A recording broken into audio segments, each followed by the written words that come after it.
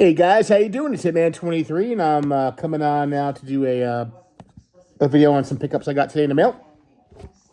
A little stack and a single card. I picked up another one of my 1975 Topps All-Star cards. I got the Ron Say over here. You can see that beauty.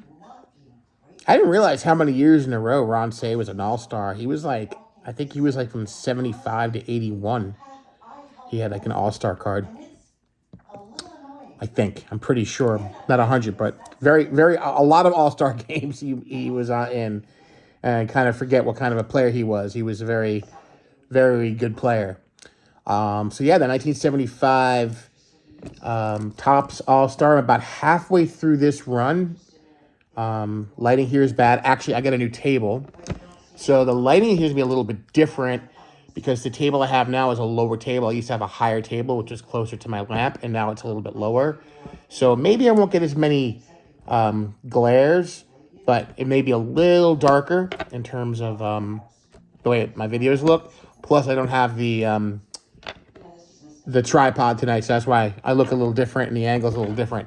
I also picked up another stack of these awesome Sportscaster cards. So I grabbed this little lot, and this one includes Stan Musial.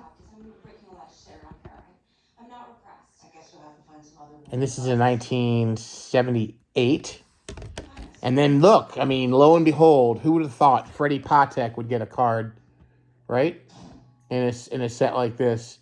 But Freddie Patek has got a card in the Sportscasters set. And his little quote, or not quote, but his little heading on the back says Royal Spirit. So that's very cool.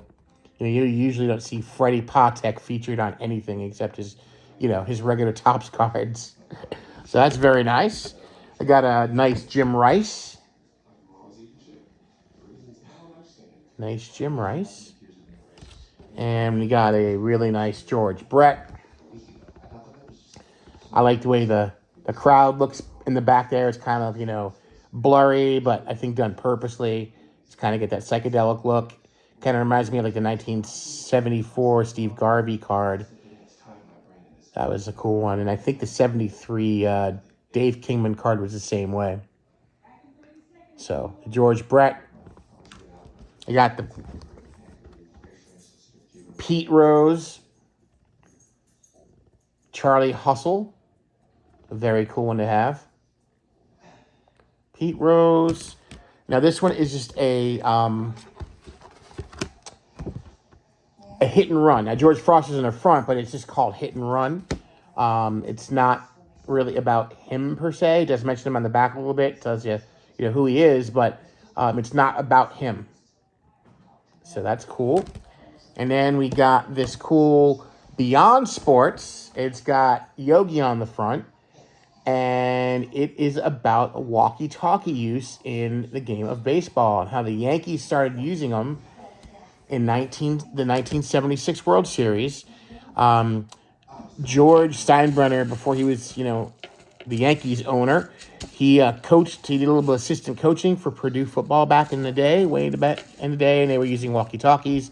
And I figured, why not try it in baseball? And at the time, in the World Series, the Reds kind of poo-pooed it and thought it was not good and blah, blah, blah. But I believe the next season that Commissioner Bowie Kuhn did say it was okay. They would have coaches up in the press box for defensive alignments and stuff like that. So little piece of history there. And then I got this Bob Morse card. Okay, it's a basketball one. And this is my first non-baseball card. And I never knew who Bob Morse was until I got this card. He was a really good player over in Italy. He won some championships and was a very good player over there. Never played in the NBA. But he, after he finished his career, I found it interesting. He became a veterinarian. But this little encyclopedic entry about Bob Morse is very interesting, and I learned something new today. So that's cool. And it's interesting how, they got him in. Now, it looks like I'm assuming it's warm-ups, but it almost looks like he's wearing like a white pair of jeans and just a warm-up jacket. It's so funny that they got that picture. But there's Bob Morse. So I wanted to show you something else that I was going to pull, and I forgot to pull it before. So there we go. So last week I showed you this card. I showed you the Johnny Bench I picked up, right? So this was from 1977. There's another Johnny Bench, and I don't know if you would recall a variant, but this one is the same picture, and it says baseball up top, but it doesn't have his name on it like that does. Okay, these were both printed in... No, I'm sorry. This one was printed in Japan. This one was printed in Italy. But this one's more about the history of baseball. The caption on the back says a century and a half of history. So this one's more about the history of baseball up to that point. And this one is about Johnny Bench himself. So I thought that was kind of cool. And that's it. So nice little stack of Sportscaster cards to add to the collection. We got that nice Ron Say card for the little registry project I'm doing with the All-Star cards. So like I said, I'm about halfway done there. And then once I complete that, I'll move on to the 76s. And keep rocking it, guys. So everybody have a great night. May the cardboard God shine down upon each and every one of you. And play the Powerball. It's like 1.7 billion. How many Mickey Mantle cards can you buy with that much money? All right, guys. Stay safe. Always enjoy your collections. Have fun with them. And I'll see you in the next video. Peace. Later.